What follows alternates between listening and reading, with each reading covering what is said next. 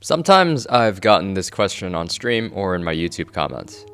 Hey Maddie, how do you properly VOD review yourself? This is a really fun question to explore, and it's tied directly to the improvement mindset that all AIM trainers possess. When you VOD review yourself, that is, watch your own gameplay back to see what you need to improve on, you need to have specific goals in mind that you can frame your strengths and weaknesses around in order to make the path more clear in reaching those goals. We're going to be taking a look at how to discuss these things with ourselves in the context of AIM training and AIM coaching. I have a few short VODs that I want to take a look at so I can show you guys what I look for in VOD reviewing myself or when VOD reviewing other pro players in aiming situations. This is going to be a brief overview of how things work, so just a quick peek at what professional FPS aim coaching looks like. We cover a lot more than this over at Aim VOD.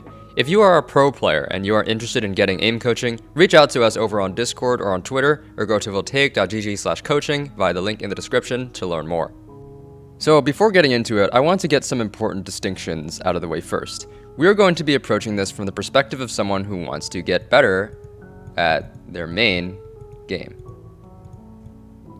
What this means is we're talking about the group of players who should split their sessions into 80% of training their main game, basically doing things like scrimming, pugs, etc., and 20% playing the aim trainer. This is because we want to maximize the benefits of the aim trainer in the game. Our goal is not to push aim trainer leaderboards.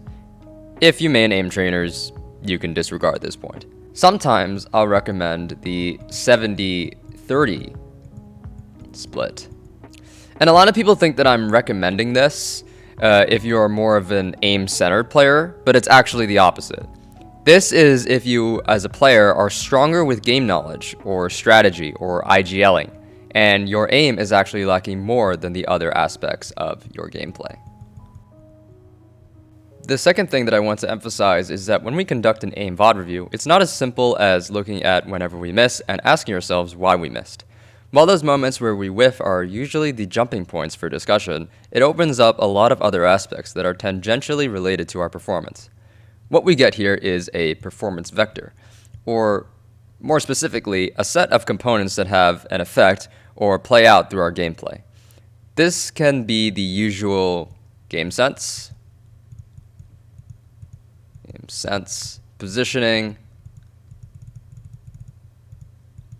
and mechanics. As aim coaches, we're meant to look at mechanics. This itself is another vector, and this is what I mean when I say that aim coaching is actually a pretty big deal. There's not only your raw aim, your mouse control, but there's also how it blends together with good movement.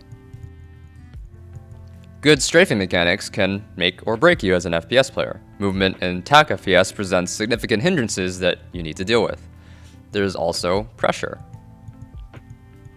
mechanics in games.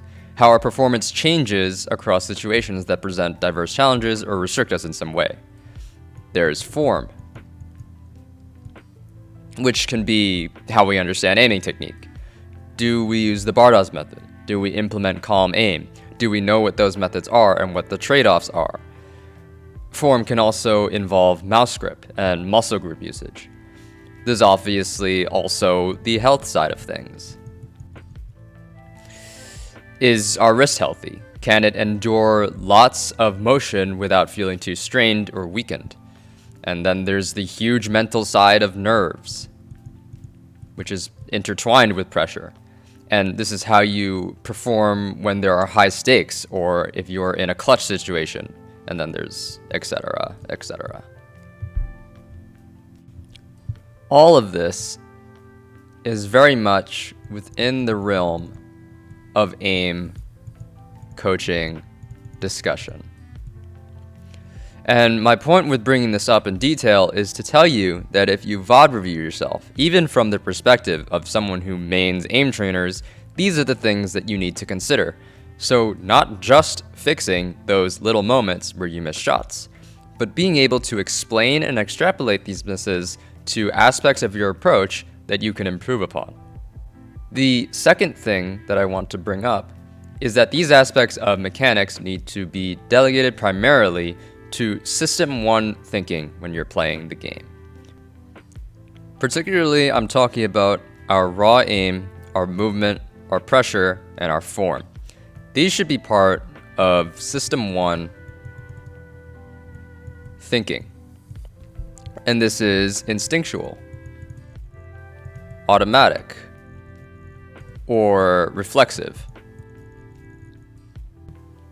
These are not aspects of your gameplay that you should be actively thinking about while you are playing. You should instead actively be thinking about your game sense and your positioning in System 2 thinking, which is more tactical and deliberate and calculated. The problem is that a lot of players tend to mix these categories up. You should not be thinking about these tiny details of your aim while you are trying to win a competitive match. You should be saving those thoughts for when you are actually training and working on your aim in the aim trainer or in a deathmatch. Because the ordeal with consistency is that when you are showing signs of inconsistency, it's because these mechanical aspects have not become reflexive in your performance. How to address this problem varies a lot, but we will not be going over that here because it's a rather broad topic and I don't have many VODs. But overall, this is what you need to remember. Most importantly, if you are training for your main game, and somewhat if you are training just to get better scores. It's still relevant, just not in the same manner. So without further ado, let's take a look at some VODs to see what we can learn. I want to start off by talking about what strengths look like and what strengths across aim situations you want to be highlighting and looking to increase the frequency of when you VOD review. Who better to look at right now for good aim than Donk in CS2? This first VOD allows us to look at how Donk manages two situations, one where he is relatively in command and is not under pressure, and one where he is caught off guard and therefore is under pressure. We're starting off with Donk moving to take A from mid-connector with one teammate already on site and another retrieving the bomb. As Donk checks for the CT mid-rotate, his teammate on A site dies to an AWP. He hears the AWP in the direction of Ticket and gets the call for it. Watch how decisively he moves from this point on. Even though he knows that the AWPer is unlikely to peek aggressively, he already positions his crosshair at Ticket, ready for the chance that they do. With 3 opponents remaining and 1 at Ticket, Donk knows there should be 1 at B and 1 maybe holding jungle. Notice his peek into the jungle CT. He had 2 options clearing this corner. He could have quick peeked into it, or walked and crouched into it. Had he done the former, he would have been an equal head level with the CT's crosshair. Instead, he went for the safer option and walked up to the angle, exposing his left shoulder more readily to the opponent, and then crouched to cause them to miss. This movement required the CT to perform a downwards microcorrection to kill Donk, and since they had an AK, the recoil worked against this adjustment. Immediately after getting this kill, he snaps his crosshair perfectly back to A's site to catch the AWPer who repositioned for the trade. This is an example of Donk's greatest strength. When he is not overwhelmed by target density and is able to find himself isolated 1v1s, he can read his opponent's decision making very quickly, and his aim is unaffected. Let's look at the fight with the final third opponent in the round in post-plant. Judging that the third CT may be saving, Donk begins to leave his position. Then the CT appears out of Palace, catching Donk off guard in the middle of a jump. This isn't necessarily the highest risk moment because he's got his teammate behind him to trade if he dies, but check out his micro here. Quickly realizing that his opponent has an SMG and can't kill him fast enough, he takes a few extra milliseconds with his microcorrection and crouches to throw their aim off again in order to calmly finish the kill. Way too many players, even at the pro level, will respond to being caught off guard with relatively panicked aiming. Even many of the last resort situations that we find ourselves in will not demand that we perform crazy high-speed adjustments. Donk's consistency with being able to blend these different options for aiming together is beautifully showcased here. It's important to remember when VOD reviewing that the best moments to highlight can often not be the ace rounds or the rounds where we know we did really well.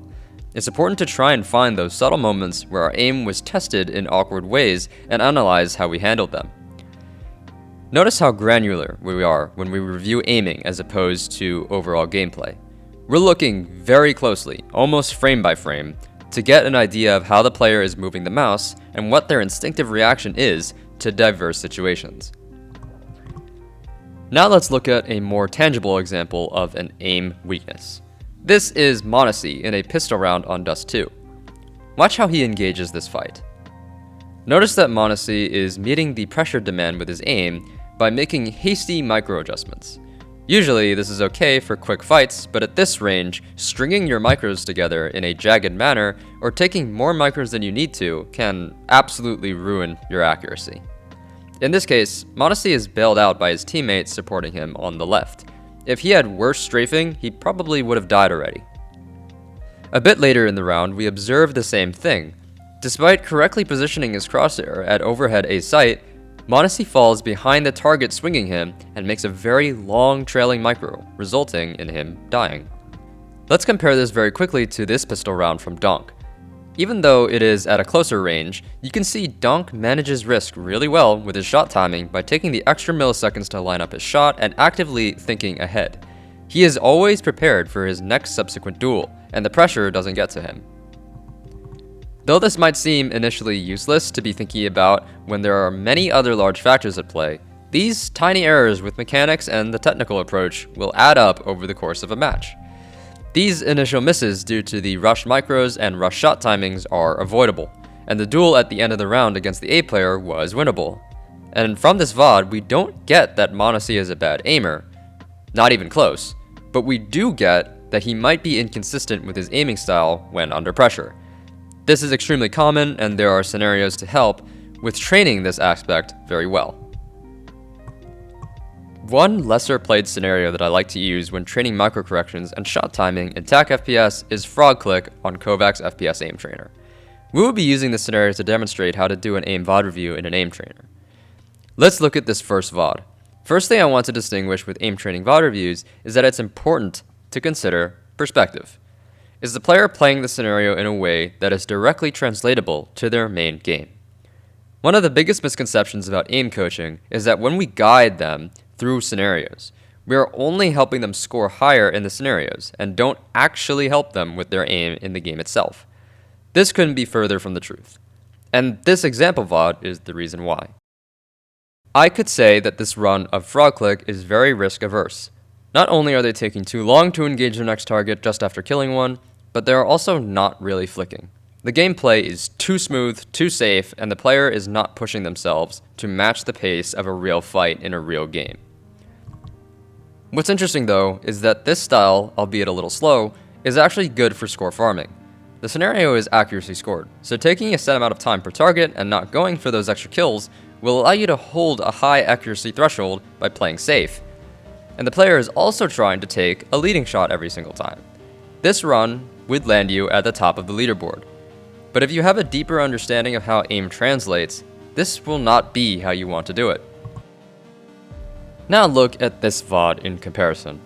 Here we are flicking faster, going for those extra clustered spawns to vary the pacing, and interleaving leading shots with trailing shots. This is a far more robust way of playing frog click than what we previously observed. But why is this the case? Why is the score grinding style of playing worse than this way? This is where the context matters. The score farming style isn't necessarily wrong, but we are framing this from the perspective of, say, Monacy, who we observed earlier, who suffered from trailing micros and rushed timing. By playing too safe and not encouraging ourselves to readily navigate these aiming situations, we are reinforcing the bad habits. Instead, we want to try to aim in Kovac's in the exact same way that we would aim in-game. Doing so allows us to accurately gauge our performance between the aim trainer and the main game, and it opens up potential avenues to explore if playing frog click in this way presents new problems. This has been a brief overview of how I treat the aim coaching process and what you should be thinking about when you watch back your own gameplay, whether in the aim trainer or your main game. I hope this video has been a very useful exploration of Aim VOD reviewing for all of you guys watching. If you have any questions or if you want me to address other common misconceptions about aim coaching, leave a comment below. Follow my Twitch at twitch.tv/Matty_W, where I conduct Aim VOD reviews and help people out on my stream.